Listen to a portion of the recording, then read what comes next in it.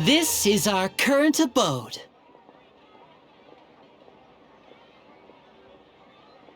Ah, Fremine, you're home. Where did everyone else go? I have some new friends that I would like to introduce. Oh, they all just went out a moment ago.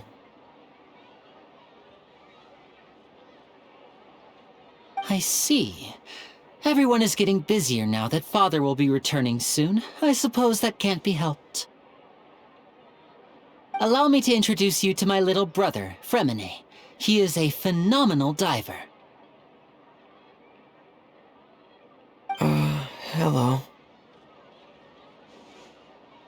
Nice to meet you! Paimon is Paimon, and this is the Traveler! Oh, you sound very proud to have a diver as a brother, Linny.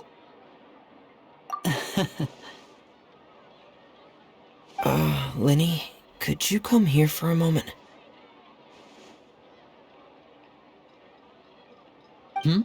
What is it, Fremine? Do you have something to tell me?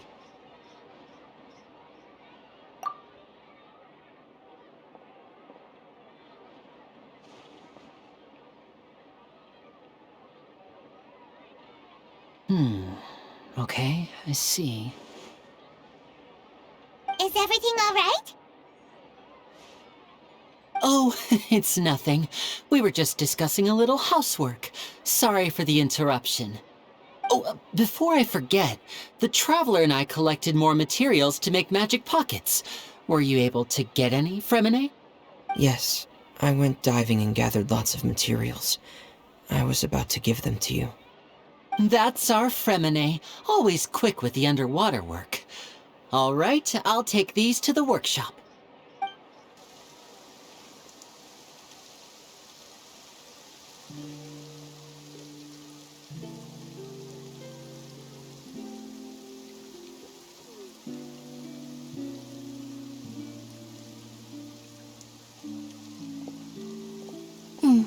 Looks like rain.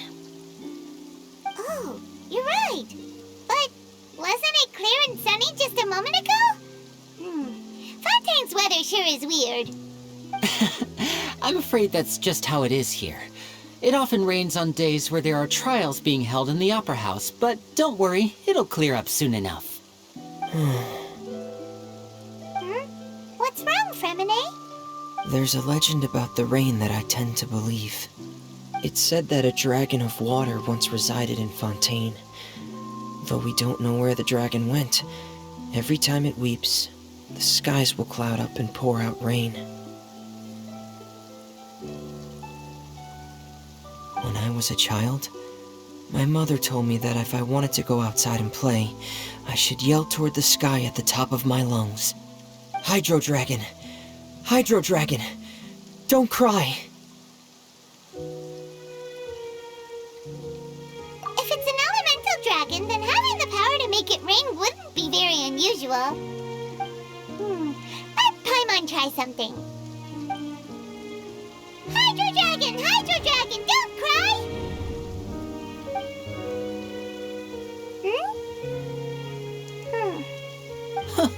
Doesn't seem to be of any use. It is just a legend after all. You know, you might be a more popular magician if you understood the concept of romanticism. Or could at least play along. Sorry, it might be because we've never met the Hydro Dragon. Perhaps it can't be comforted by the words of strangers.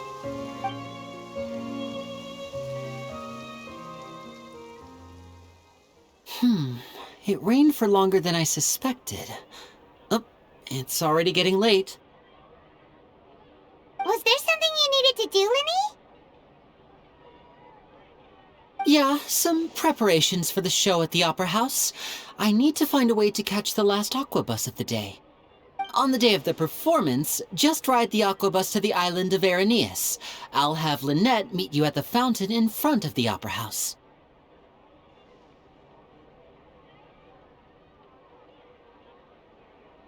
Oh, are you leaving now? What is it, Fremine? I'm in a hurry. Oh, I get it. You feel nervous delivering the materials for the magic pockets, is that it? Perhaps we could trouble the traveler to help us take these materials to the Beaumont workshop and deliver them to the owner there?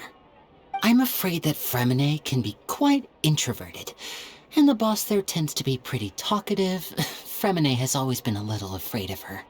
No trouble at all. Don't worry, we're on the case.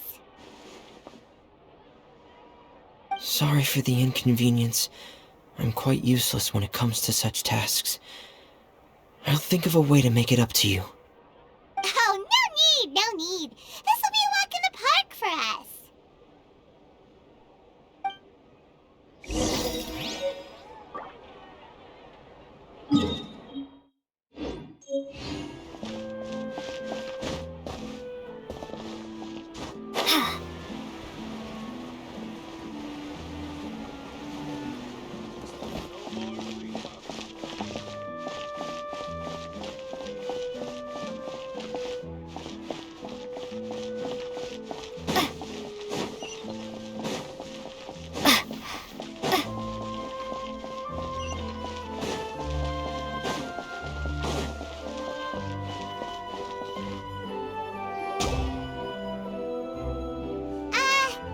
Hello?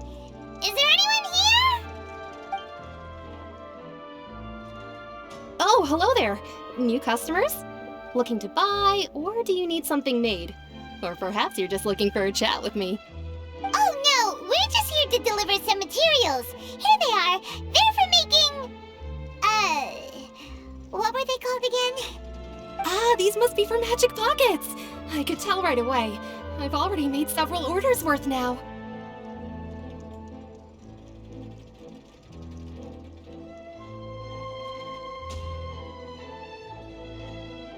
No need. They've already prepaid several batches worth.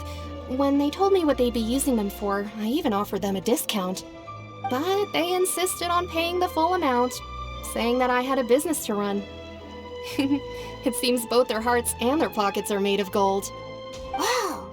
So, is Lenny actually loaded? I can't say for sure, but who knows? Maybe there's good money to be made being a magician in Fontaine. Hey! Is this machine what you use to make stuff here? It looks really advanced. Why use your hands when a machine can do the work? It would be a waste not to use the latest technology, and wasting is a kind of crime. But where does a big machine like that get its power from? Well, it's a little complicated. I'm not sure I can put it in layman's terms for you. But basically, everything we usually use here in the city is powered by indemnitium. It's a type of energy that's produced from trials. Huh? How can trials produce energy? Well, I'm not completely sure of all the details myself, but basically, when a trial is in session, the oratrice mécanique d'analyse cardinale harvests people's belief in justice and converts it into energy to be used all around Fontaine. So that's what its other function is? Paimon heard that the Oratrice was created by the Archon to make judgments. But Paimon still doesn't get it. How could something unreliable like people's beliefs be turned into a stable power source for these machines?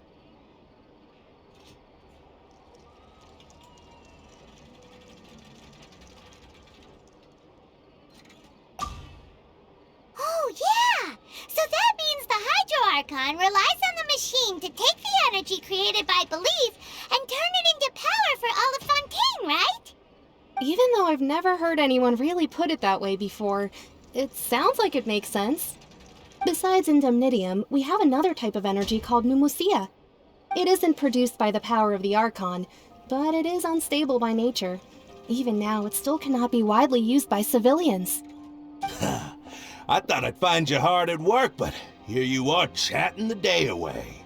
Since you're already talking, I'm sure you wouldn't mind a few words with me. You again? Didn't I already promise you that I'd have the more I owe to Confrérie of Cabriere by next month? Why are you hounding me now? Yeah, but how do we know that you won't go running off by the end of this month? I want 50% today. Wait, no, 70%. Huh? You... Seems business isn't so great for the workshop. We've already finished our job. Hey, hold on! Before you go around trying to collect payments, why don't you settle your own debts first? If Confrérie of Cabriere wants to poach clients from Northland Bank, that's fine. But I'm afraid you still owe the bank a hefty sum of mora. So why don't we work things out between us first, before you get back to your little conversation here? You're from Northland Bank. But we said we'll pay everything we owe next month. Why are you hounding me now? Traveler, Paimon! I didn't think I'd run into you here in Fontaine. What are the chances? We're surprised to see you too. What are you doing here in Fontaine?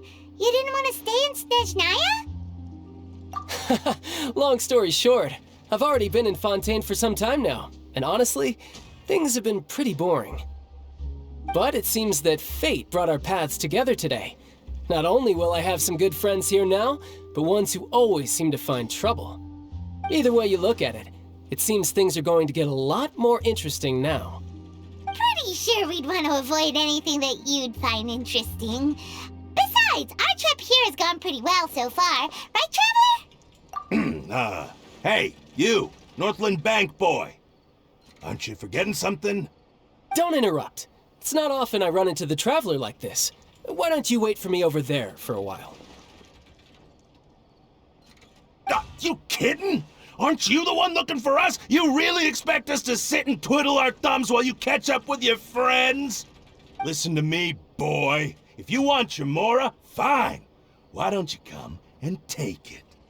Hey, I just said not to interrupt. Oh, by the way, Traveler, the last time I took Tonya and Tusser ice fishing, Tusser said, Hey! That's way over the line! All right, boys, let's see who has to pay up now! Can you at least let me finish one sentence? Fine, though the bank told me not to get rough with our clients. You're the ones who started it. This is an act of self-defense. You two will have to be my witnesses, okay? I'm sure this won't take long.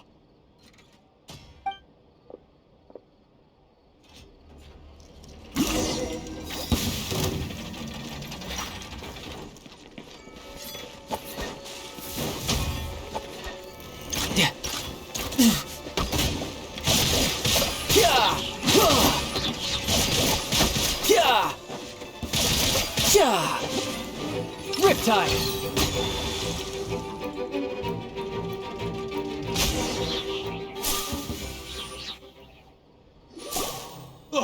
What's your deal, Brad? How are you so strong if you're just a staffer from Snezhnaya's Northland Bank? Wait, don't tell me you're... Oh, now you notice. It's a little late, don't you think? Just make sure you understand that you don't mess with Northland Bank. Got it?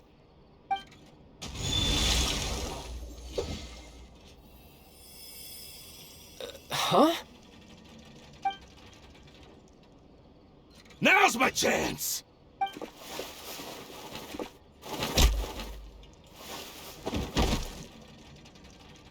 Huh. That was weird.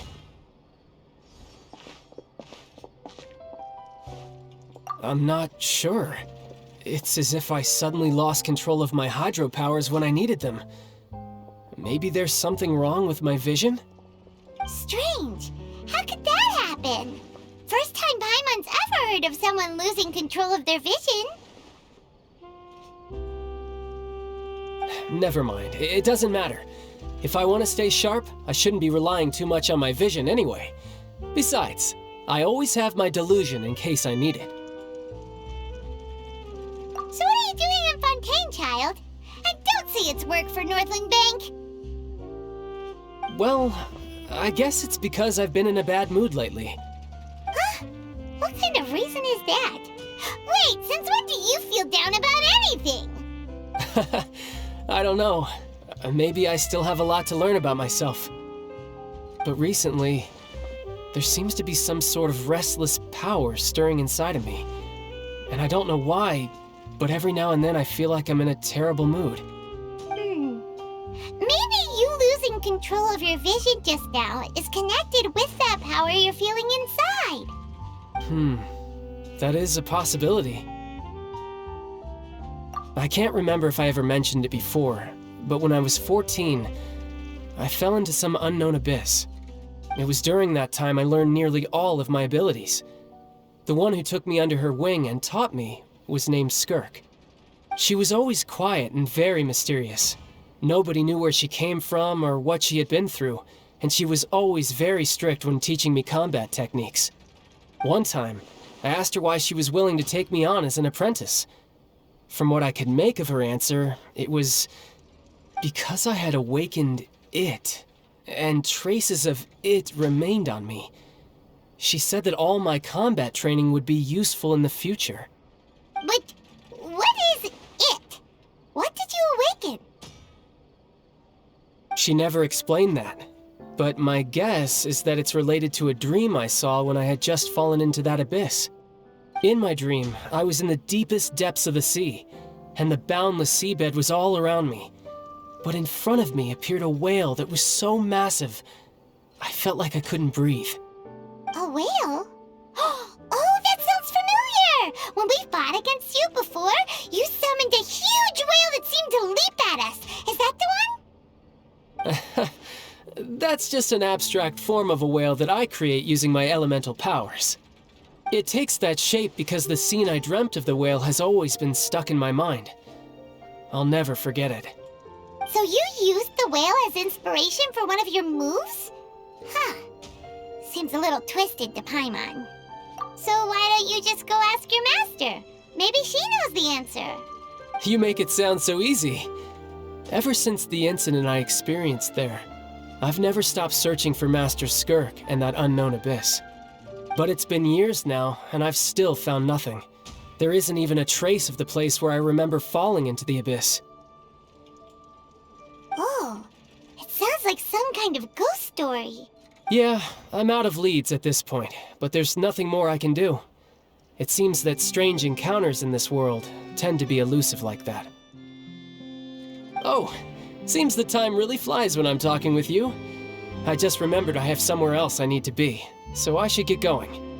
What? More work for the Northland Bank? And no, it's more of a personal appointment. Lately, I've been sparring with some of Fontaine's official champion duelists whenever I'm feeling bored. Official champion duelists? You mean it's their job to duel?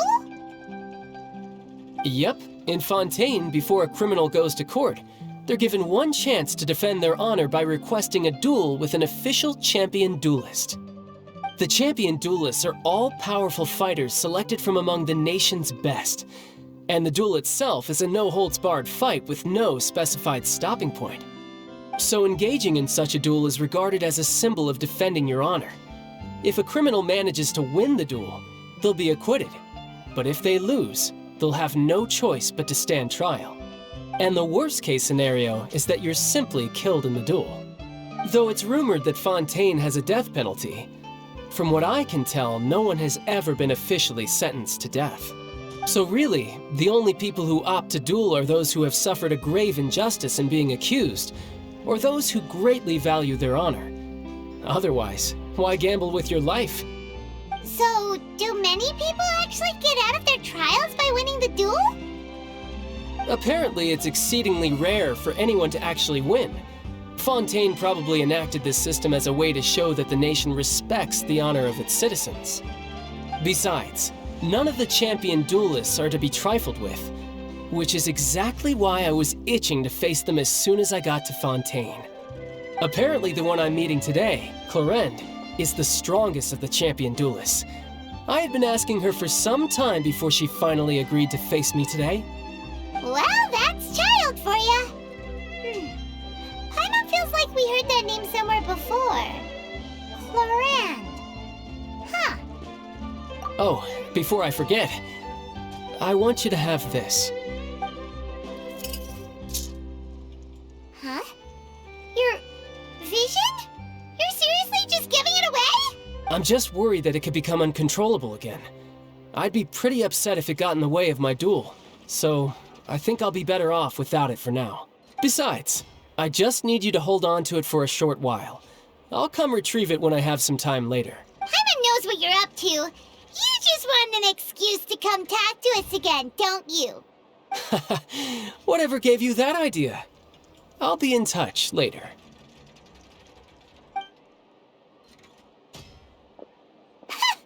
That sneaky guy.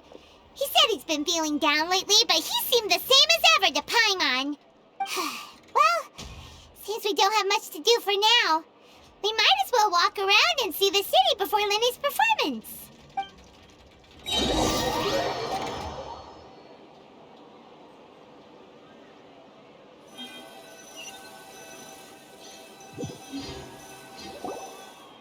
Wow! Who could have seen that coming? The reporter who was barely around for most of the story was the murderer all along! Sorry. Paimon was just surprised, that's all. The whodunits here in Fontaine are a lot different than the light novels you see from Yai Publishing House. Both have their merits, but Paimon thinks this style of novels are more... Well, it's so exciting to reach the moment when the mystery is uncovered, especially in the one Paimon was just reading. You should buy a copy and read it too. Oh, sorry about that. Paimon will be more careful next time. Hey, shouldn't we be heading to the Opera House to see Lenny's performance soon? It's almost time for the show to start, so we should get going. Lenny said that the Opera House is on Aranias, so let's go ride the Aquabus!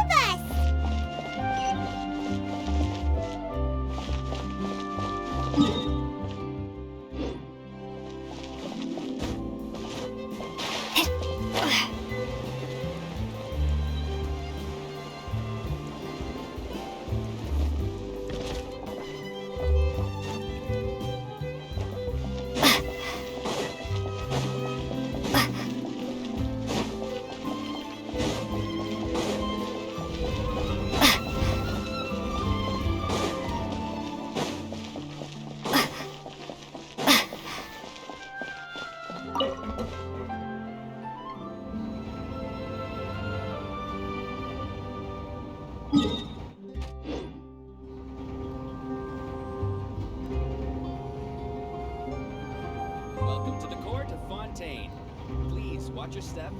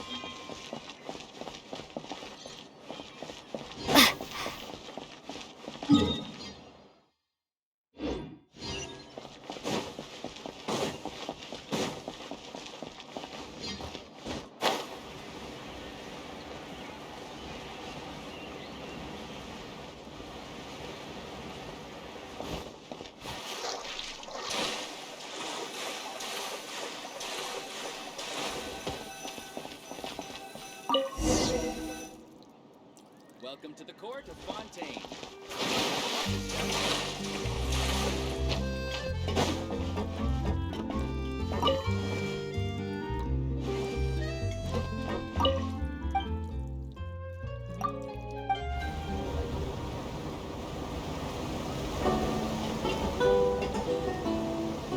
Welcome to the Navia line. I am Elfan. The boat will be departing imminently. Please do not stick your head, hands, or other body parts outside the boat. The Aquabus operator is not responsible for any accidents or injuries resulting from doing so. Also, please remember to buy the Steambird, though I don't read it myself. The destination of the current tour is Aranias. Points of interest worth visiting include the Fountain of Lucine and the Opera Epiclese. If you look to the left in the direction we are currently traveling, you will see the famous Fontaine Research Institute up in the sky. An experiment gone wrong turned new sightseeing opportunity. Imminent ingenuity truly is a wondrous thing.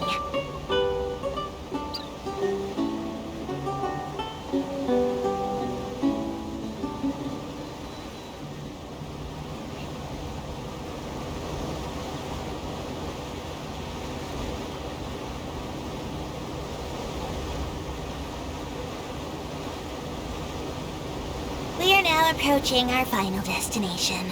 Please be sure to bring all your personal belongings with you as you disembark. Even though I will take any forgotten items to the lost and found, the paperwork is rather annoying, as Melusine hands are not suitable for grasping pens. Please be careful when disembarking. It has been my honor to be your tour guide this trip. Thank you.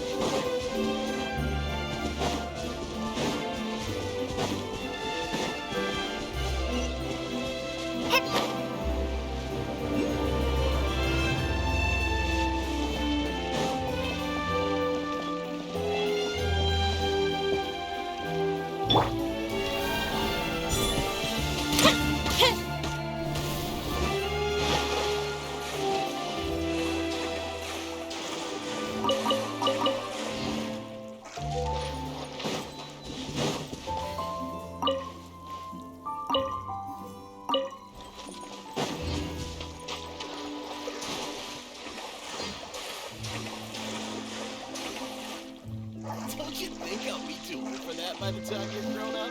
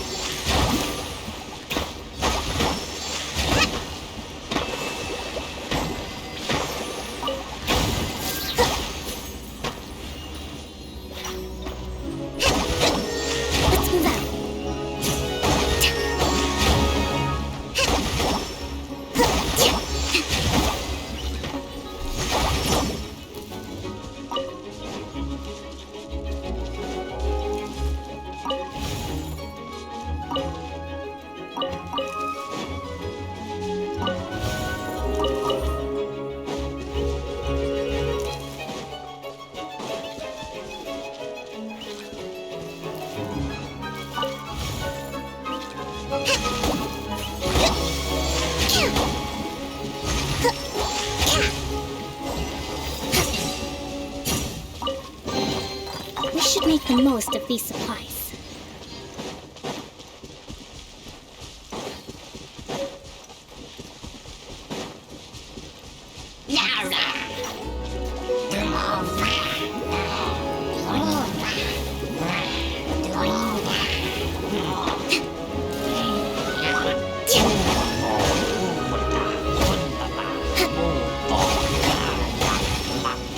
Hold the line!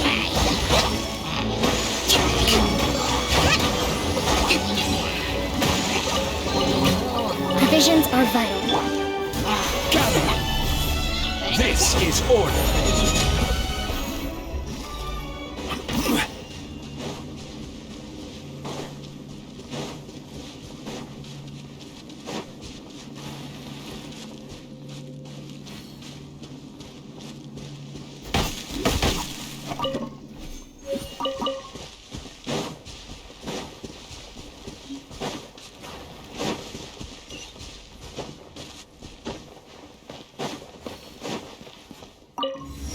Seems like the stories here.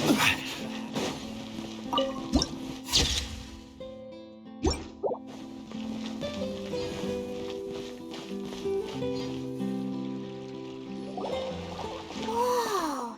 Now this is fancy! The Opera at Eclairs.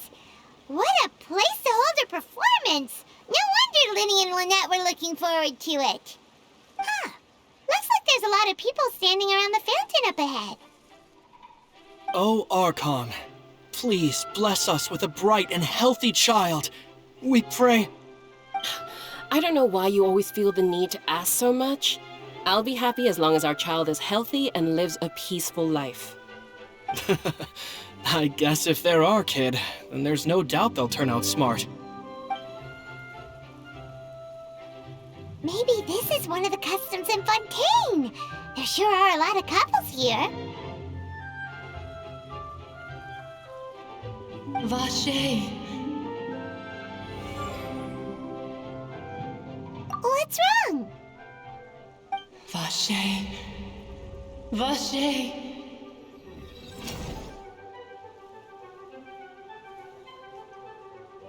No, Paimon didn't say anything. Are you hearing things?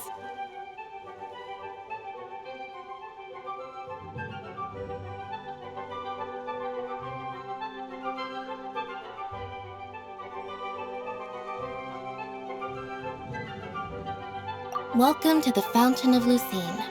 All the water flowing through Fontaine converges here. It's customary for newlyweds to come here and wish for children. Lynette! You scared Paimon! Why did you get here? Lenny asked me to wait here for you, remember? Right.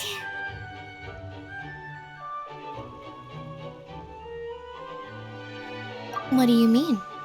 There are a lot of people here right now.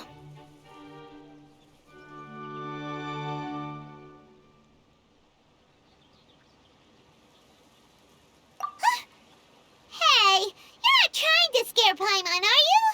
Besides, it's the middle of the day. It's not the time for eerie things. I see. I might be able to tell you something that could help explain the voice you heard. In fact, you might not be imagining things at all. I suspect that what you heard is a result of your hypersensitivity to the hydro element. Others in my family have had similar experiences. It's because of her sensitivity to the hydro element? But what would hearing a voice have to do with elemental power? When do you cry, Paimon? Wait, what? What does that have to do with anything? Just answer me. When Paimon's really sad? Oh, and when Paimon's super happy. Oh, and also when Paimon's really, really scared. Then you should understand that tears contain your most intense emotions. Like I just mentioned, the Fountain of Lucine is where all the flowing water in Fontaine converges. Even the tears that fall to the ground will eventually gather here. So maybe what you heard was the intense emotion coming from someone's tears.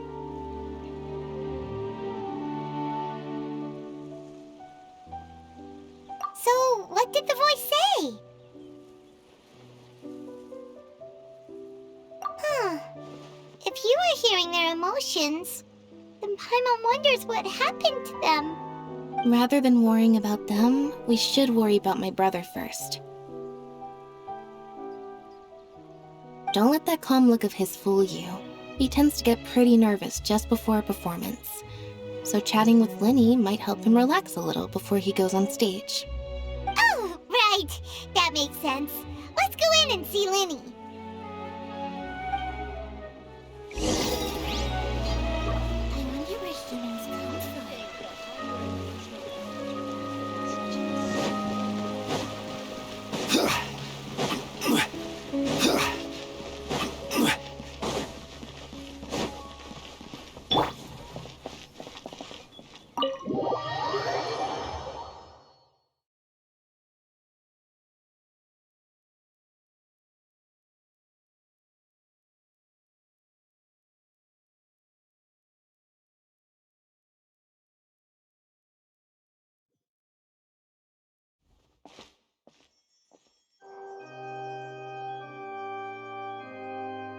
Traveler and Paimon, good to see you.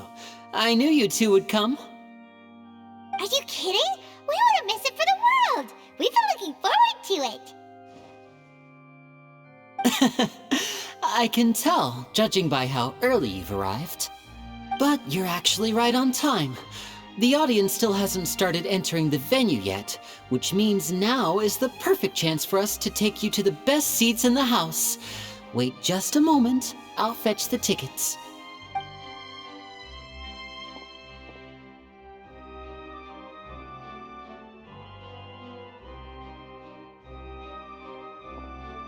The Opera House has assigned seating, so you always have to make reservations. I've already reserved your seats, and here are your tickets. Ooh, front row seats! Thanks, Linny! Don't mention it. There's no need to keep thanking me. Hey, Linny! Could you come over here and take a look at this? Oh, I'll be right there. Seems there's an issue with the stage props over there. That's Cal, my assistant, calling me. I'll go lend him a hand. Yeah, we'll just go to our seats. You go ahead, Linny.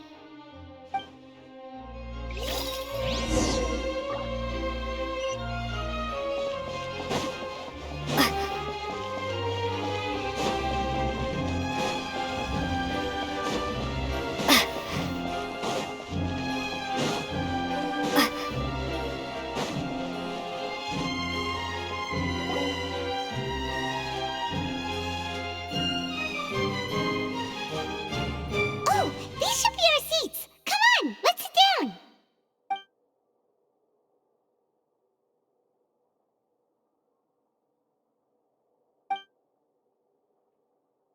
Uh...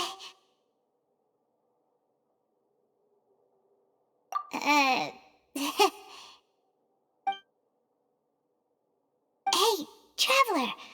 Maybe we should strike up a conversation with the person next to us. Since we're sitting together and the rest of the place is practically empty still, it's kinda awkward if we don't say anything. Ah, you little... Of course you put this on Paimon. Excuse me, I did not realize you felt awkward. I am terribly sorry. I would be perfectly happy to chat with you if that is what you would like. Oh, so you heard all of that, did ya? Boy, you sure have good ears. Paimon thought she was keeping her voice down. Wait, that's not it, Paimon's. Sorry. Paimon's the one who was being rude, talking under her breath like that. So, let's talk, but, what should we talk about?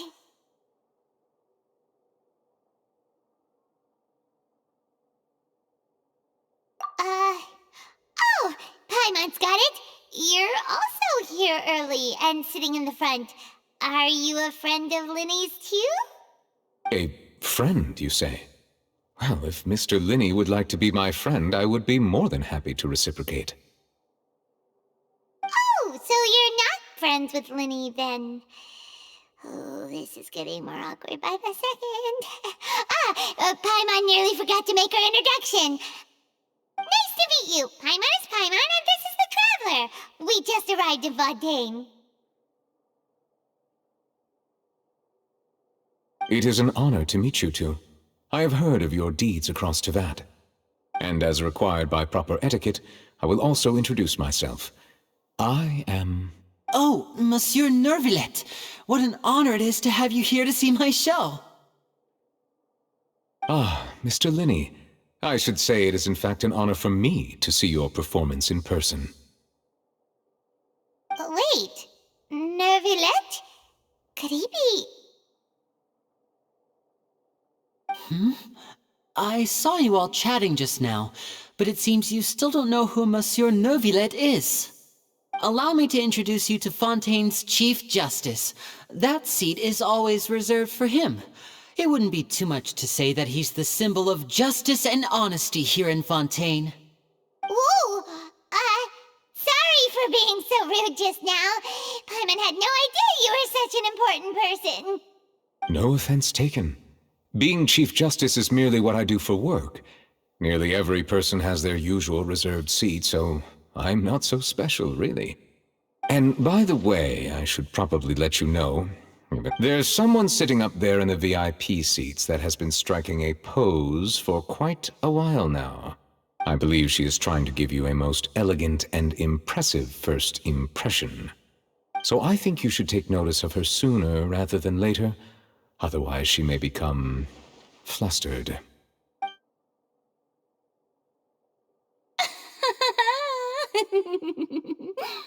Huh?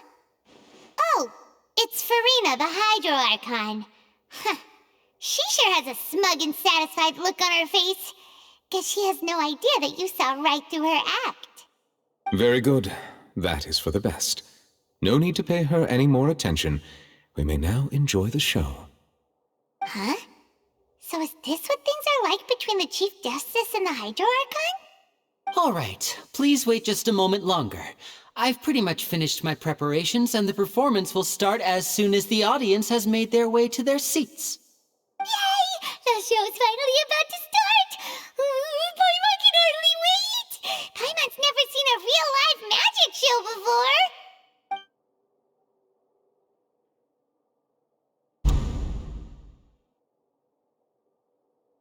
Oh! They're dimming the lights! The show must be starting!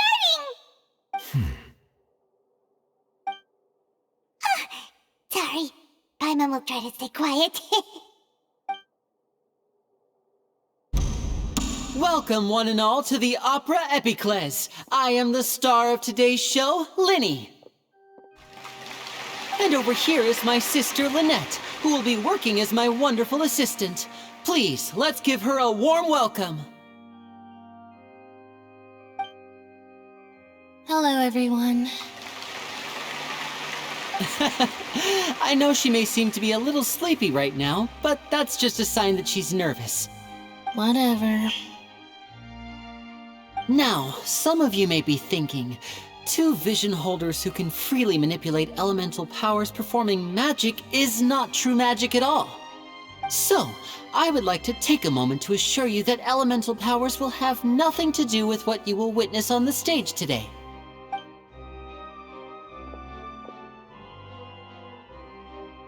Both Lynette and myself have removed our visions for the show. That way, even the gods won't be able to help us. Oh, good point. That's what makes the show real magic. Now, without further ado, let the show begin.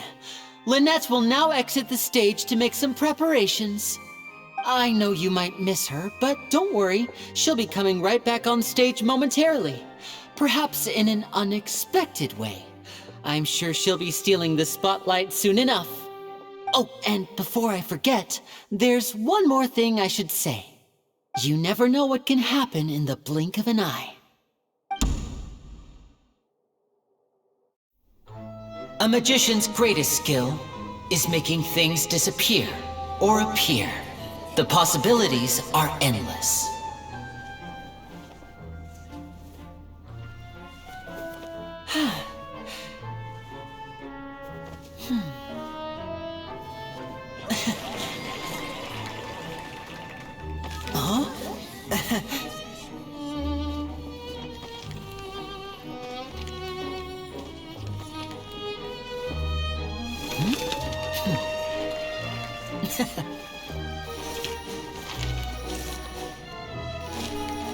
But this isn't what you came for. These little tricks, you've seen them all before. So it's time for something truly extraordinary, don't you think? This one's a little tricky.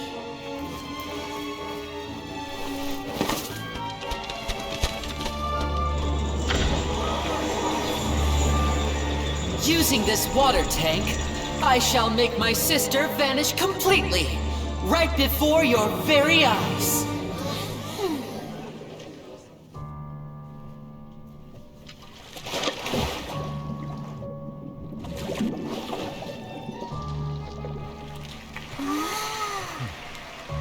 It's actually quite simple. She'll just turn into air bubbles and float right out of the top.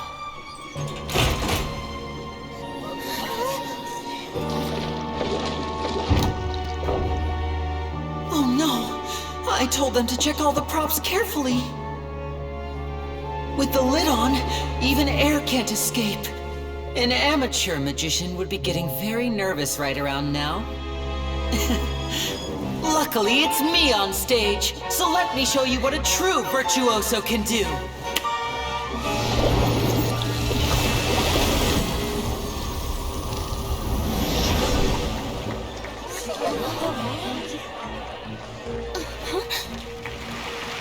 Lynette, are you still there?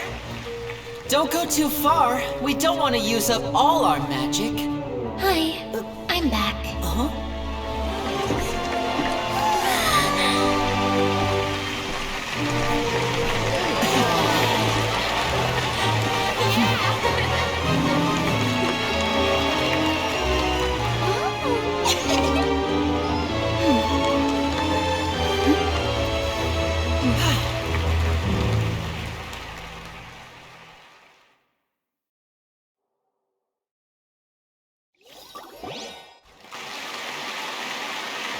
Whoa! What in the world just happened? How did he do that? Herman didn't seem to do anything. Wasn't Lynette inside the water tank? How did she disappear and then reappear out of nowhere? If we could see easily through his tricks, then that would mean that his skills are still lacking. To appreciate magic, you should focus on the show happening on stage, rather than getting caught up in trying to see that which has been intentionally hidden. Guess you're right. Paimon couldn't believe her eyes when Lynette reappeared. Amazing! Thank you everyone. I'm glad you enjoyed that performance. But our magical journey has only just begun. I've prepared even more astonishing surprises for everyone here. The magic of transformation and disappearance can go far beyond what you've just seen. I'm sure many of you are thinking that escaping the water tank was impressive enough, but Lynette is still my assistant after all.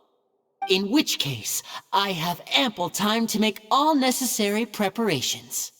So, for my next trick, I will require the participation of one lucky audience member.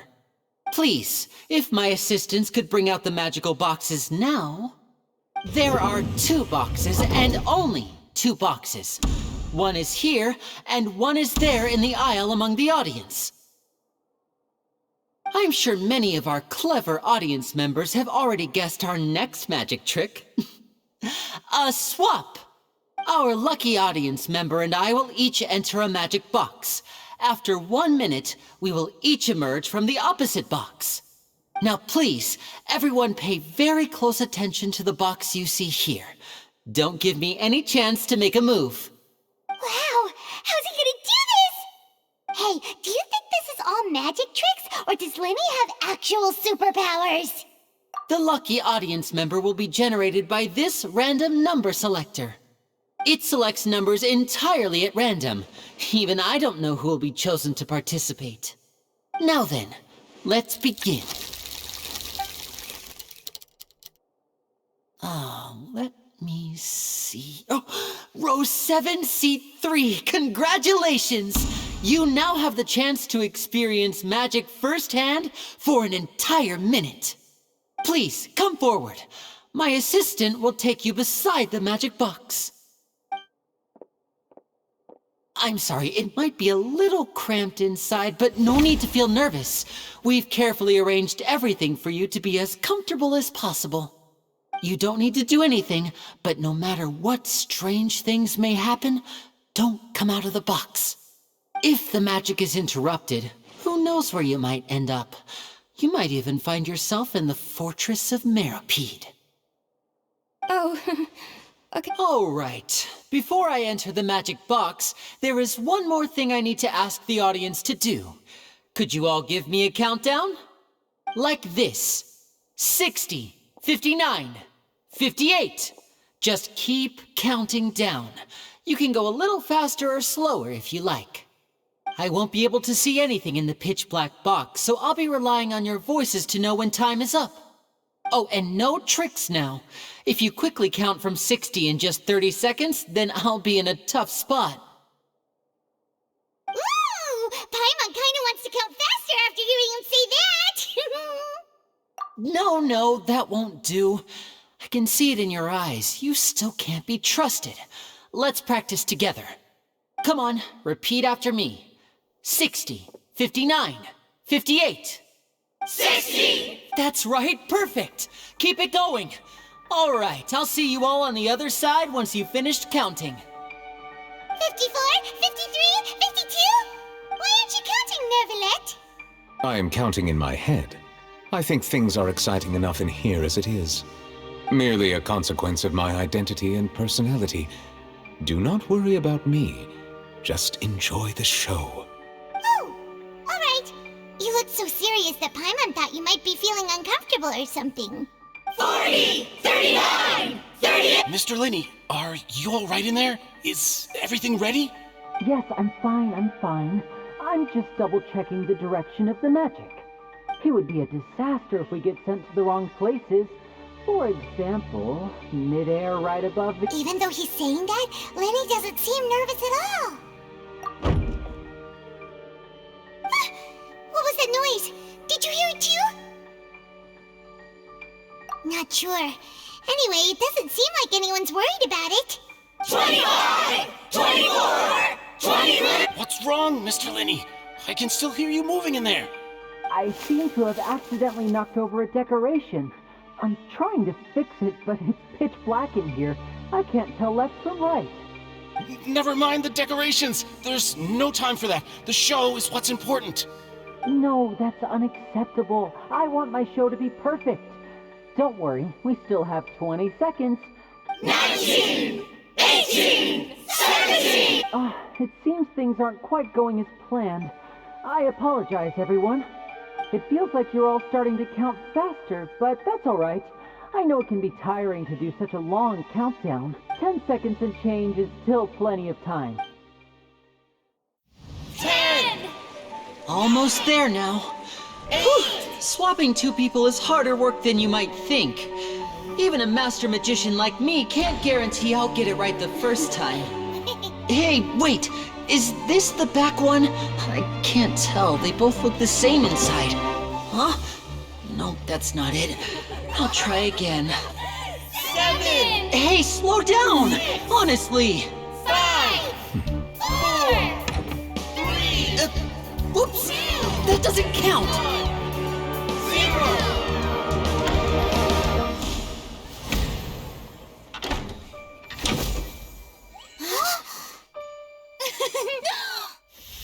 Ta-da!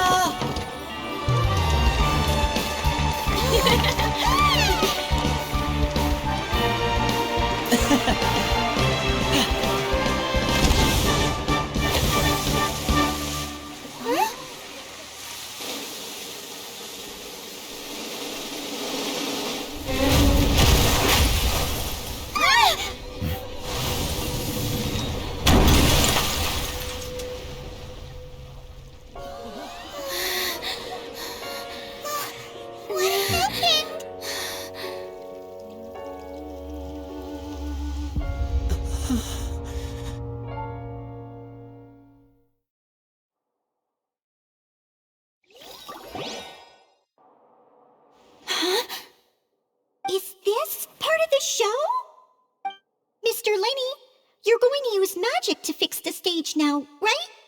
What happened? Oh no. Maybe this isn't part of the show. The girl was still in that box, right? This performance is over. Medical staff with me. Guards, secure the scene and detain all the performers. Seal the exits. No one is allowed in or out at this time. Yes, that's right. If this was just an accident, then we must investigate the cause. But if this was all part of some scheme, then those accountable will not escape the judgment of the God of Justice! No need to be alarmed, you two. We'll get to the bottom of this soon enough.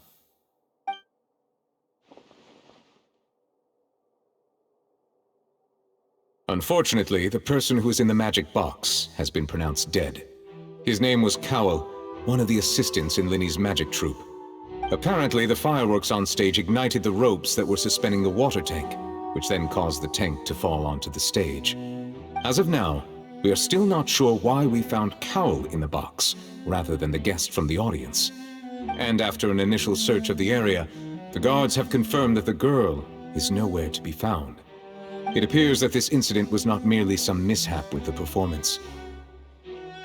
And there are many indications that it is connected with the case of the serial disappearances of young women. The serial disappearances case? That's the case that Charlotte mentioned before! I know the truth. I can see through the whole thing. Really, using such a shallow and obvious mystery as his finale, did he really underestimate us that badly? I say that our powerful magician, Mr. Linny, is now the prime suspect for the serial disappearances case. Huh? Why me? This whole thing was an accident. Oh, this all occurred during your magic show, did it not? The missing girl disappeared after being chosen, did she not? The deceased is one of your assistants, is he not? Now that I think about it, that whole speech about magicians making things disappear was nothing more than a provocation, a bald-faced challenge. That can't be right! How can Linny do this? He was in the box on the stage the entire time!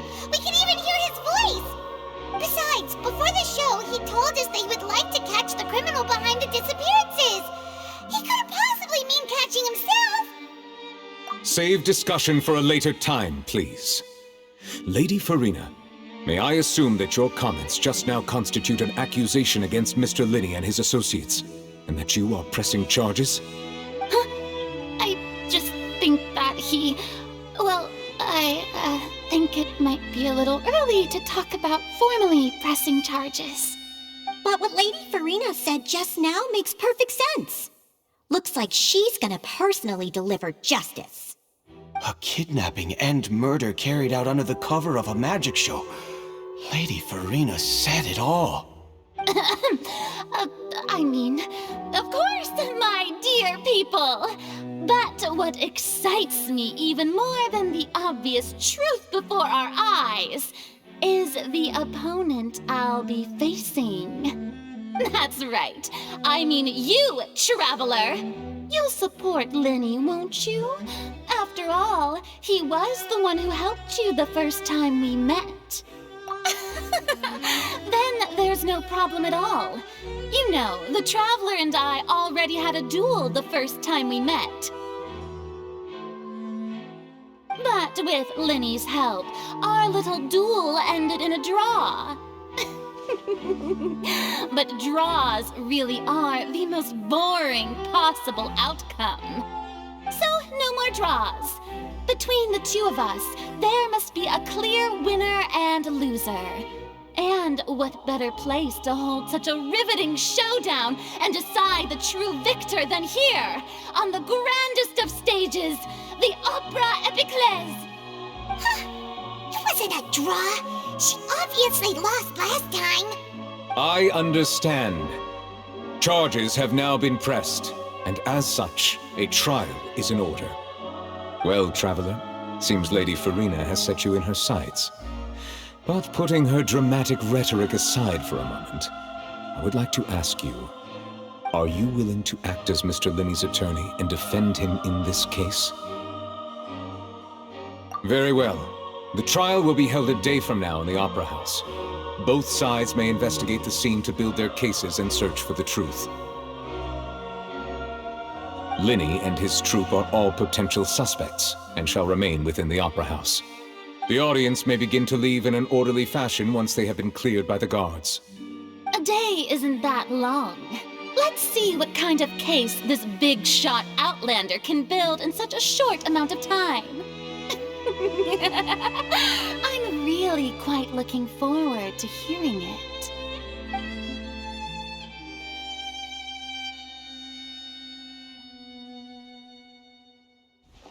Lenny! Sorry about everything that happened just now. Were you frightened? Of course! Who wouldn't be scared after witnessing an accident like that? Yeah, I'm a little shaken up myself. How could this happen? And poor Cal. I know you already claimed that you would defend me, but now it's just us talking. Tell me, do you think I could possibly be the murderer? Good to hear. Thank you so much for trusting me. I'm sure everyone sees me as the biggest suspect at this point. But, if you ask me, the whole thing is mysteries layered upon mysteries, such that all that's left is confusion. I don't know whether what happened there on the stage was purely an accident or not, and I don't know why poor Cal was in the box. As for how that girl chosen from the audience could suddenly disappear, I'm afraid I don't have any answers either. If someone tampered with my performance, then we need to figure out what they did. Even a skilled and knowledgeable magician like myself couldn't pull all that off in just 1 minute. Which is precisely why we need to investigate! As this book says, the impossible could not have happened. Whatever happened must have been that which is possible. Paimon bought them when we were reading at the bookshop in the city earlier. Pretty cool, huh? Don't worry, Paimon used her own savings to buy them. It wasn't from our travel funds. I think they look cute on you, Paimon. You have good taste, Lynette! That's the right attitude. Feeling depressed isn't going to help me now. I need to get back to my normal self. But with the guards watching our every move, it's going to be especially difficult for Lynette and I to prove our own innocence. Good thing you agreed to be our attorneys. Thanks for that. We'll be counting on you. Yes, thank you so much. Yeah, just leave it to us. Oh, since we're going to start investigating, Paimon has a question first. Where did Lynette go during the performance? Well, I'm afraid that would involve some of our essential trade secrets as magicians. The secrets behind our magic are past saving, Linny. I suppose you're right. The truth behind our tricks is going to be important evidence that will be weighted during the trial. 'Tis truly a pity. As a magician, our magic show is a work of art. We've poured countless hours and spared no effort in perfecting it. But if revealing our secrets will help you uncover the truth behind what happened, then it will be well worth it. We should go somewhere else if we're going to discuss our magic tricks. We'll go speak with the guards, and in the meantime, you can go investigate the stage and the seating areas. Alright, let's go have a look while the investigation teams are still here. Detective Paimon is on the case!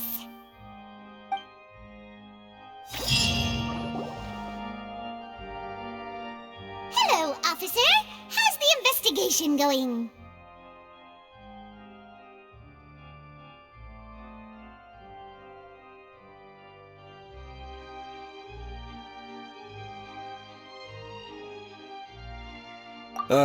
I see. You must be the traveler that Lady Furina mentioned. Listen, I'll be perfectly honest with you. I'd avoid getting mixed up in this whirlpool of a mess if I were you.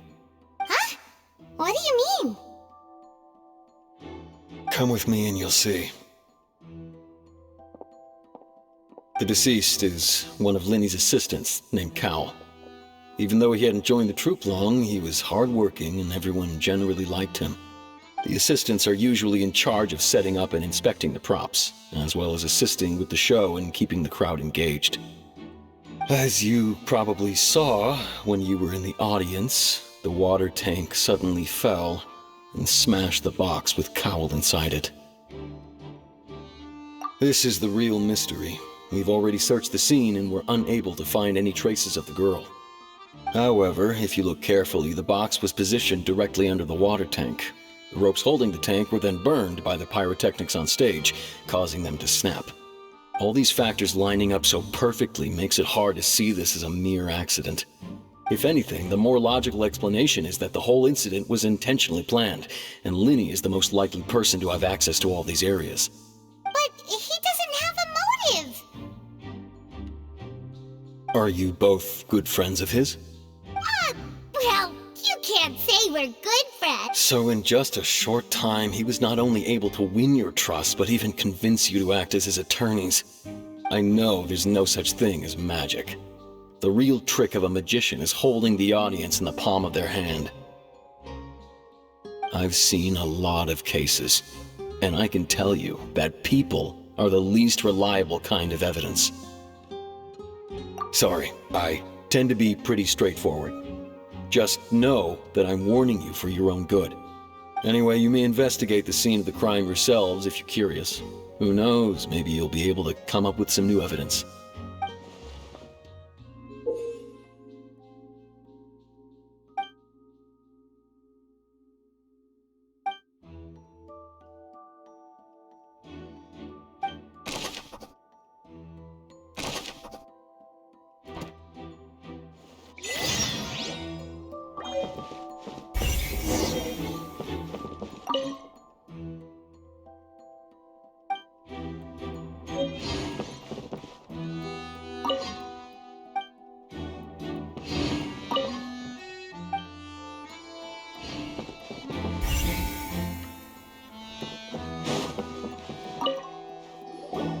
So this is the rope that broke and caused the water tank to fall.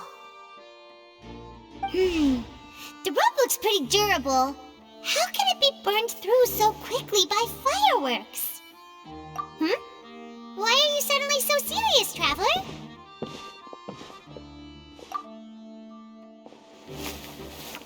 Whoa. Look! This bit is made from different material! Most of it was burned away, but there's still a little bit of it left. So if a rope meant to hold something was made with that kind of material in it, then wait! Why don't you write all this down? Let's take notes!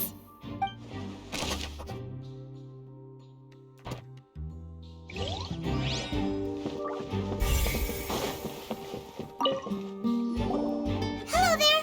What are you investigating? Oh, the seats were all booked in advance, so we were able to deduce the missing woman's identity by checking the guest list. Sure, it's not like this is confidential information.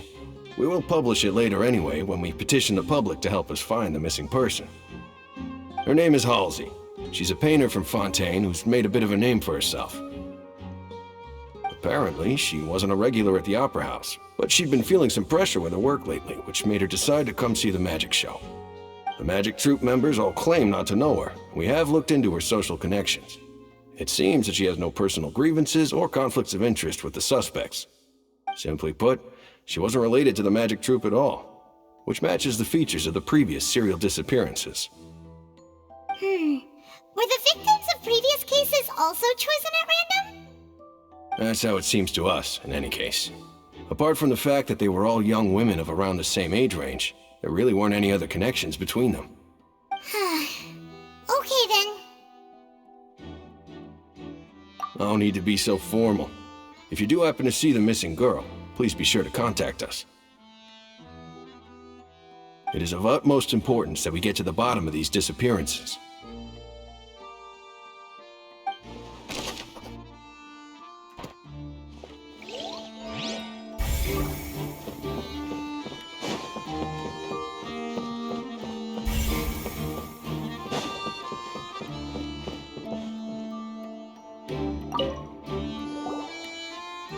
The investigation team has some new findings. See, I told you.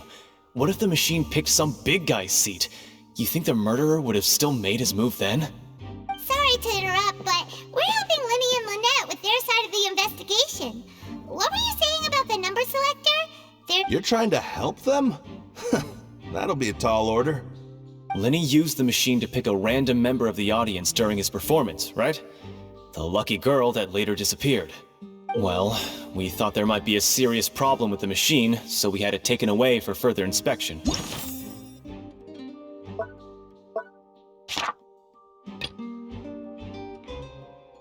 It turns out that the seat number it picked wasn't random at all. The machine picks that same number every time. I'm sure you already know that you have to make a reservation in advance to get a seat, regardless of whether it's a trial or some performance. In other words, Linny knew who would be sitting where from the very beginning. That much checks out. Linny reserved our seats for us too. Bet you see why I was saying it'd be tough to make a case for Linny. Even though it's bad for Linny's case, Paimon had better write it down.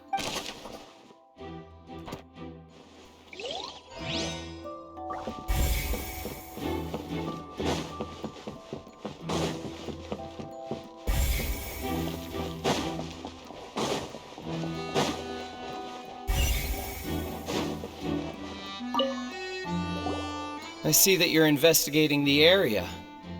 Well, it just so happens that I'm interested too. If you find any new and interesting leads, be sure to share them with me, alright? We don't have too many thoughts yet. Then why don't I tell you my hypothesis first? The way I see it. And I'll start it with that loud thud. The thud? Oh, you mean the sound that happened during the countdown? Yes, exactly. It wasn't terribly loud, but I suspect that most people heard it. It's just that everyone was awaiting the results of Linny's trick with bated breath, so no one paid it much mind. But now that the incident has happened... That makes sense. So, what do you make of it? I'm of the opinion that it may have been the sound of Linny's accomplice. Lynette, perhaps. Jumping atop the water tank, or something like that. And when the pyrotechnics went off, she cut the rope, sending the water tank crashing down. But wasn't the noise we heard too loud for that? Perhaps the balance wasn't right, leading to a particularly rough landing. Oh, that's true. I suppose I must reconsider. That does remind Paimon, though. What was with that sound?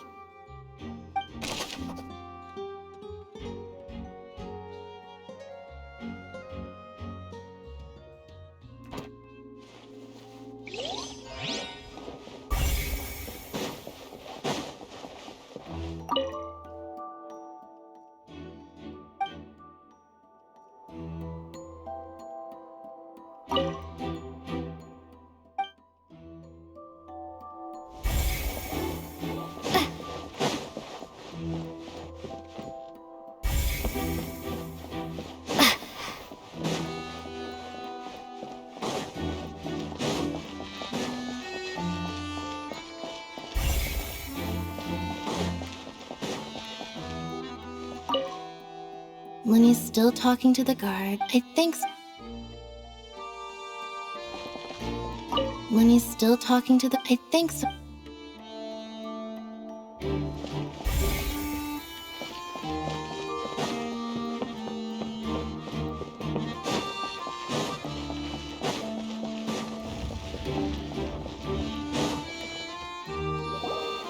Hey, you! Yes, both of you! Over here! I've been keeping an eye on you for a while now. Huh? You mean us? That's right.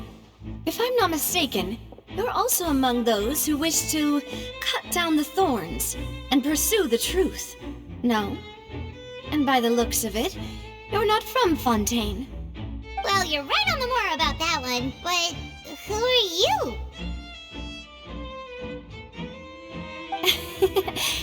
Have you never heard of the Spina di Rosula? From mediating disputes and providing protection to solving conundrums, you name it, Spina di Rosula does it. And I, Navia, have the honor of being its renowned president. Though those who play by our rules call me boss. I'm Silver, her attendant. Pleased to meet you. And I'm Melus. Demoiselle's various daily needs and affairs are under my purview. Huh? Boss? Demoiselle? What gives with the names? Well, I am the second generation president. Melus and the others are still used to my previous title. My apologies, Demoiselle. Should you prefer, boss, I will endeavor to use that instead. No need. You don't have to call me boss. Just Navia is fine. Okay, if you say so. Not that we're members of Spina di Rosula anyway. All merely trifling details. Never mind. Now, back to the situation at hand. That's right. I've always kept an eye on the serial disappearance cases. My interest stems from a matter back from my father's time. Judging from the look of things, I find Linny an unlikely mastermind. Really? We think so too! That's why we're looking for clues now! But how did you come to that conclusion? Intuition, naturally. My unparalleled intuition. Furina sure was quick to point the finger at Linny without any decisive evidence whatsoever, wasn't she? But that's not uncommon for her. If you remember, the Justice had to interrupt her and ask if she was pressing charges just to keep her from getting carried away. Anyway, a trial begins the moment someone levels charges. And, of course, there was no way Furina was going to back down in that situation. Sounds more like you just don't trust the Hydro Archon. Well, what's your opinion? I must admit that she can be interesting at times, but liking her doesn't mean that I'll blindly agree with her. All right, I've answered your question. Now, it's time you answer mine. Wait a minute! Did that answer count? Well, I say it does. But don't worry, you won't hear any pointless questions from me. In your opinion, do you think it's right to treat a trial like it's an opera?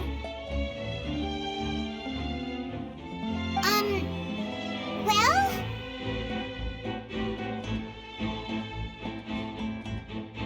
And why would that be?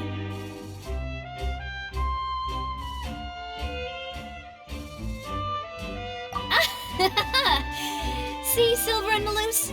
I told you they'd be different. Most astute of you, Demoiselle. I too think that the Traveler's response was most excellent. No matter how wonderful the script or how fervent the audience's expectations may be, the trials that go on stage here must be based in fact. Then if that can be done, boss, then... All right, that's quite enough, Melus. Anyway, I like your answer. You passed with flying colors. Now, I need to make some preparations, following which our joint investigation shall commence. You two shall be my assistants. Wait! Since when did we become assistants? Well, I can be the assistant, sure. Or your companion, if you like. I'm really not that fussy. That's more like it.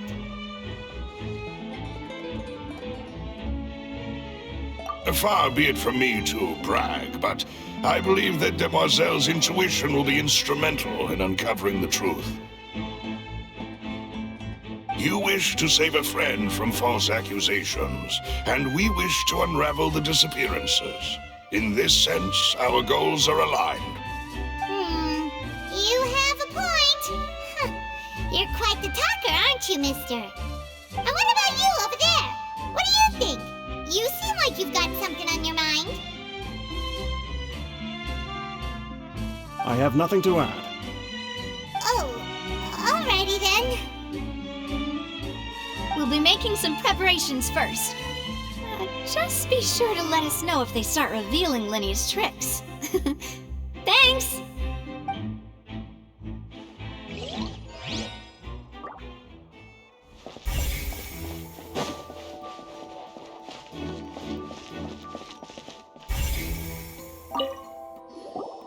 Sorry, but no one can freely enter or exit the Opera House at the moment. If you wish to leave, you must register your identity with us first. No, we're not leaving. We're representing Linny and Lynette as attorneys, so we're investigating the case. Were you always guarding this entrance? Yes. After the Chief Justice gave the order, everyone coming in or out must undergo a strict inspection. So, the missing girl couldn't have left from here. At least, not from that point on. I doubt there was much opportunity then, either. How can you be so sure, Well, because I was in charge of security near the entrance at that time. I couldn't see Linny's performance from here, which was quite a shame. Just my luck. But still, I did not abandon my post, and I stayed put no matter how loud the applause was.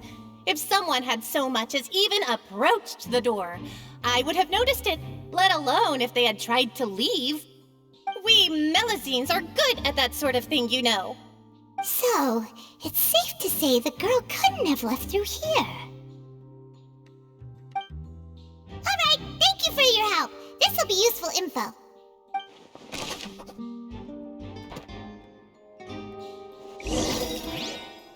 We've checked everything of note here at the performance venue. Paimon wonders how Linny's discussion with the guards is going. Let's go see, shall we? Ooh, things are getting interesting. Understood. Then I will be going with you. Just so you're aware, I will be monitoring your actions and making notes as necessary. Very good. Thanks for being so agreeable. I'd pull a rose out of my hat as a gift for you if I could. You may spare the pleasantries. I'm just doing my job. You've arrived. Who's this? Me? I'm Spina di Rosula's guardian angel. If you've got a problem, I've got the firepower. Sorry, I got a little carried away there. Call me Navia. I'm a partner of theirs, and will be helping investigate this whole situation. And these are my companions. Would you mind if they join as well? Fine by me. Oh, new helpers? I would be most grateful. Well, let's just say we're tagging along. It's not every day you get to see the secrets behind magic performed on such a large scale. I appreciate your kind interest. Come with me. We'll be heading below stage.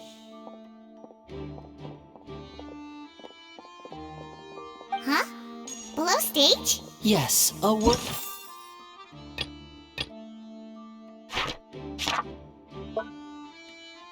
World of secrets is hidden beneath this magic box, prepared specifically for this switcheroo trick. But before I reveal everything, you should have a look first. Notice anything strange here?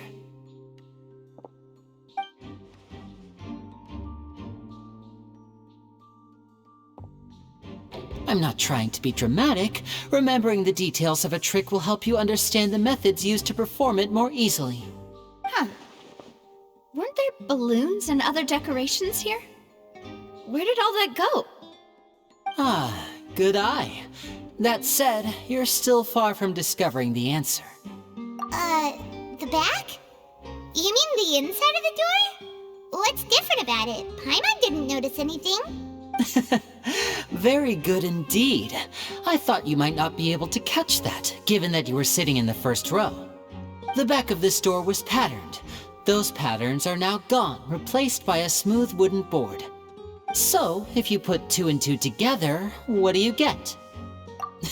Exactly. All right, let's go. I'll tell you how it works as we head down.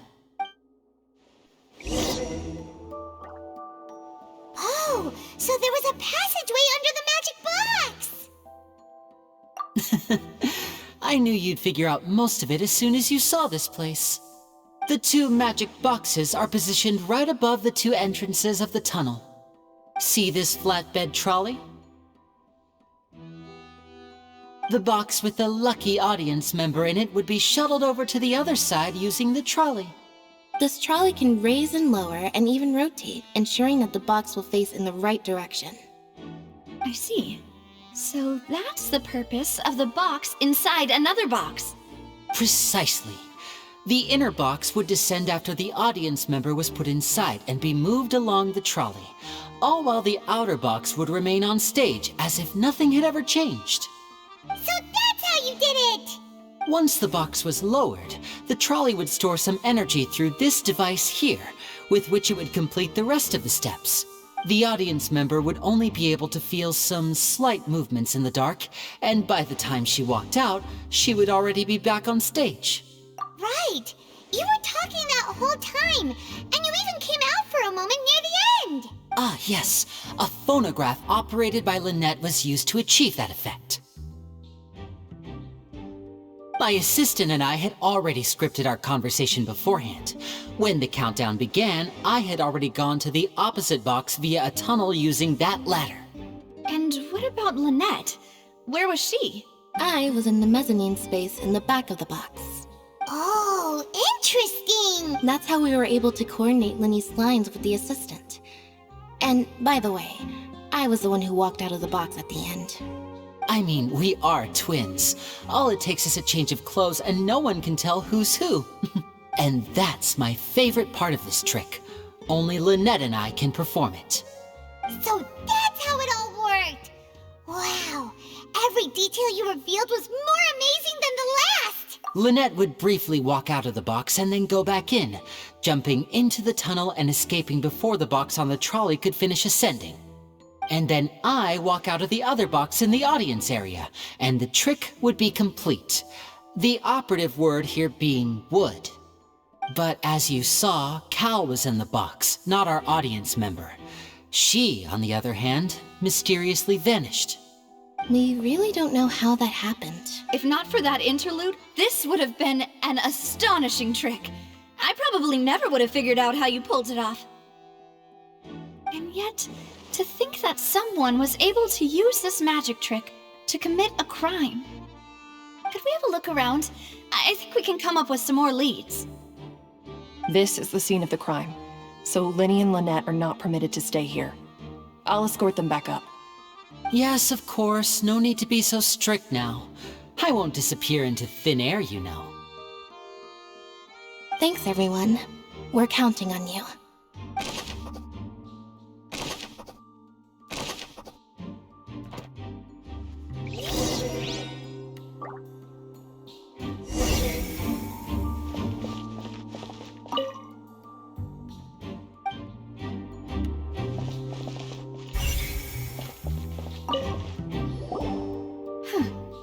What's this? Looks like a hook tied to the end of a rope. Huh? There's all kinds of odds and ends here. Perhaps it was a prop for a different trick. But why would it have been left here? Whatever it is.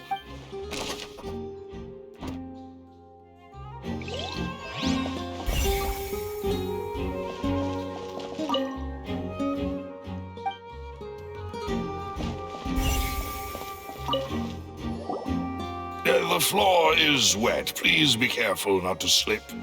Speaking of which, why would there be water here? Oh, Paimon knows! It's one of those tricks where you pour water into a jug and then flip the jug over only for the water to disappear? And here's a broken vase. Huh. Did the trolley knock it down while moving? That can't be. The trolley moves along tracks from start to finish. It couldn't have hit the vase at this distance. Let's note this down too and think about it later.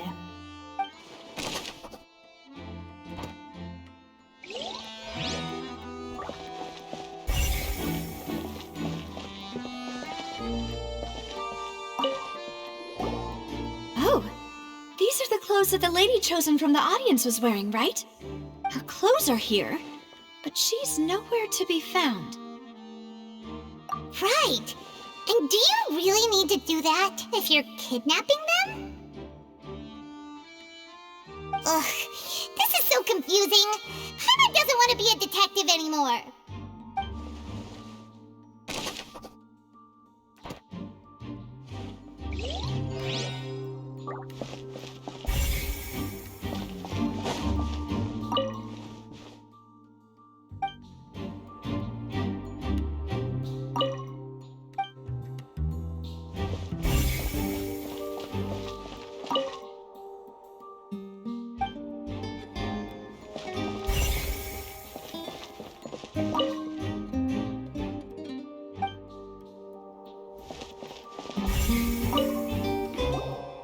What is this place? It seems someone could fit through here. Huh. Could this have been the suspect's escape route? Alone, perhaps. But if they had to pull another person with them, this space would be too narrow. But there are no other ways in or out of here. Oh, you're right! Let Paimon write that down.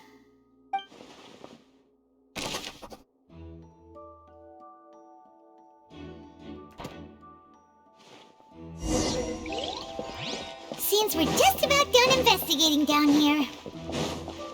Yes. Let's head back up.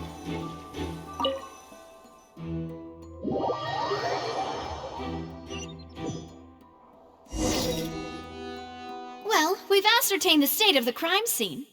Let's find a place to sort out our findings once Malus returns.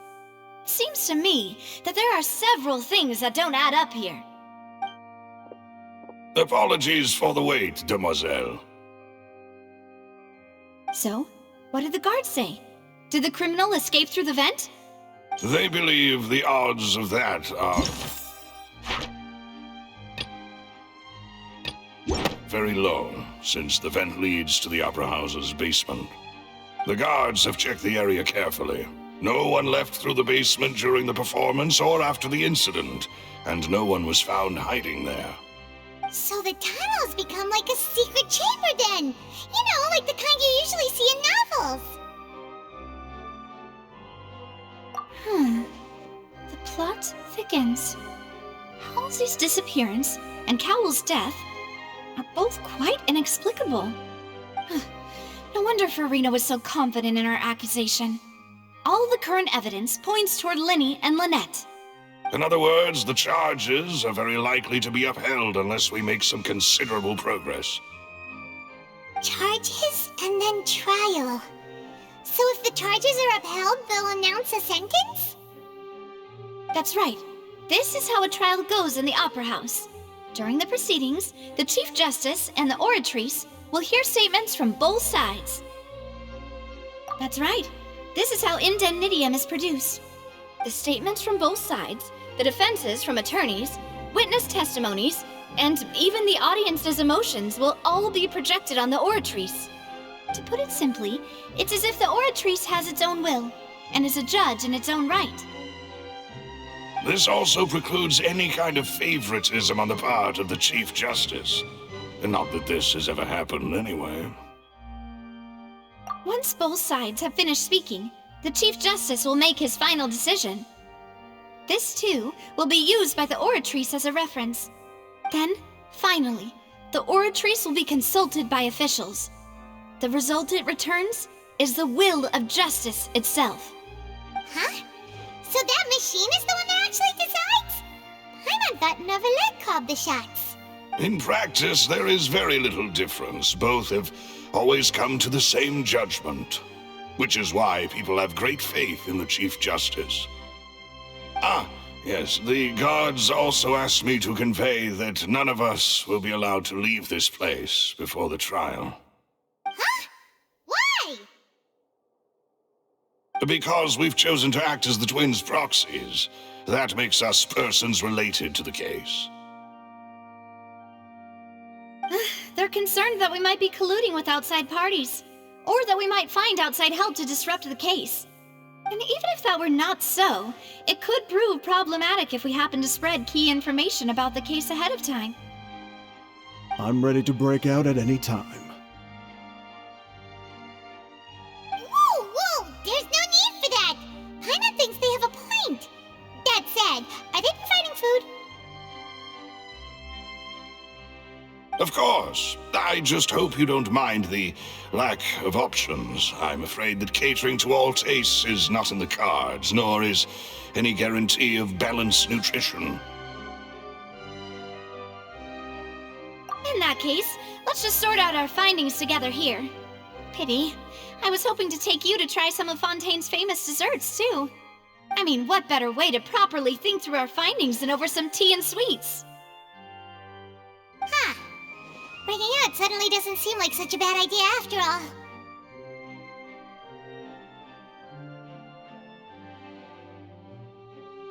Just kidding! Just kidding! Paimon will still do her best, even if there are no snacks. Hmm? What do you mean, no snacks? Of course we'll have snacks. If we cannot buy some, then we'll simply make some. Huh? Here? But how? Understood, demoiselle. Everyone, please come with me.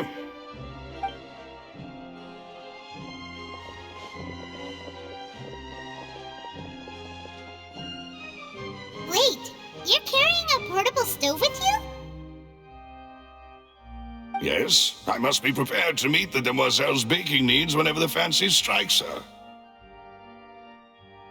I have eggs, sugar, and almonds at the ready. Good work, you two. Then I'll get to it.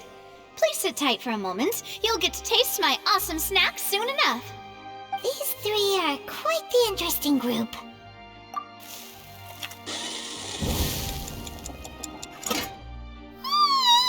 And Paimon thought it smelled good while it was still in the oven! Oh, it's even better now. Paimon can't stop drooling. From the way you had these two guys carrying all that stuff around, Paimon thought you'd have them do more during the baking process. But you ended up doing the entire thing by yourself! Beating the egg whites, grinding almonds, everything! I was applauding. And I was giving encouraging smiles. Paimon was just thinking, aren't you worried about getting your fancy dress dirty beating egg whites and baking like this? Well, I don't think it's carved in stone anywhere that fancy ladies can only read books, sip tea, ride horses, and play the piano. I just really enjoy making snacks. Don't underestimate beating egg whites, by the way. It's a real arm workout. You also need to beat them to just the right consistency, or your macarons will crack. Anyway, give these a try, fresh out of the oven. There's 3 for each of us. Only 3? Well, eating too many sweet treats might send all that sugar to your head. You wouldn't be able to think clearly about the case on a sugar rush, would you? Tea is ready to be served as well. This is Demoiselle's favorite, strong black tea with a floral fragrance that clears the mind and lifts the spirit. No need for concern, I'm merely doing as I should.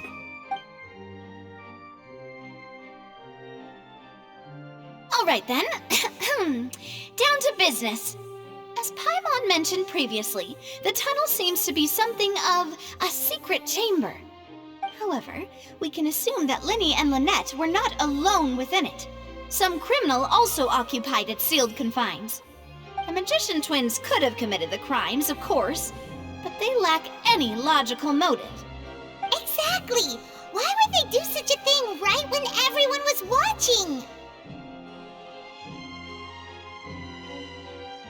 The flower vase and the thud we heard during the performance could indicate some altercation between Halsey and the criminal in the tunnel, resulting in the shattering of the vase, the discarding of her clothes, and her abduction. Perhaps the criminal thought that since she was chosen from the crowd, she would be too easy to identify if she was still wearing the same clothes. Paimon thinks that makes sense, but the real trouble is... True. None of the clues we found thus far support the existence of this third person. But the only people left to consider are both technically victims, whether it's the missing girl, Halsey, or poor Cowell. Huh. Could Halsey have secretly made modifications to the magic props in order to murder Cowell before making her escape? That's right. And even if she had tampered with the setup, she would need to understand the entire trick to pull it off. Nor does she have any motive. The guard said that she has never had any dealings with the Magic Troop's members. Were we not thorough enough in our search? From the sound of things, this is turning into an impossible case. Your macarons are amazing though, Navia. They smell great! They're nice and crisp and super sweet!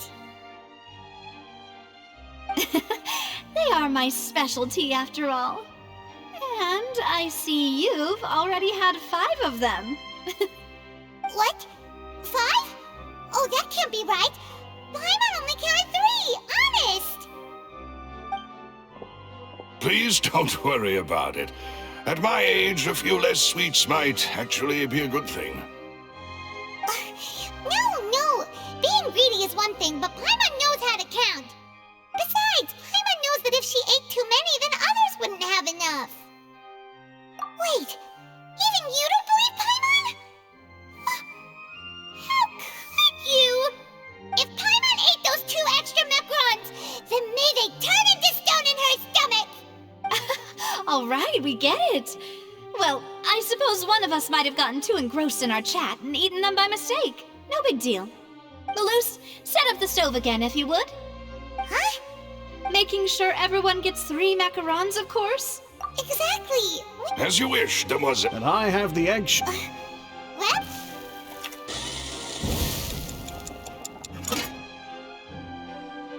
Well, that's it for snack time. I don't know what we're looking for yet. It would... All right. It was nothing. A small task for the Spina di Rosula.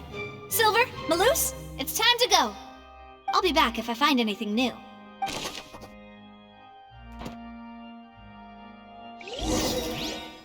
All right, it's time to put our heads together. We've got to get our defense ready for the trial. Oh, it's probably gonna be a long and difficult case. There's no point in worrying about that now. We just need to prepare. Here, take Paimon's notes. They should help you review the situation.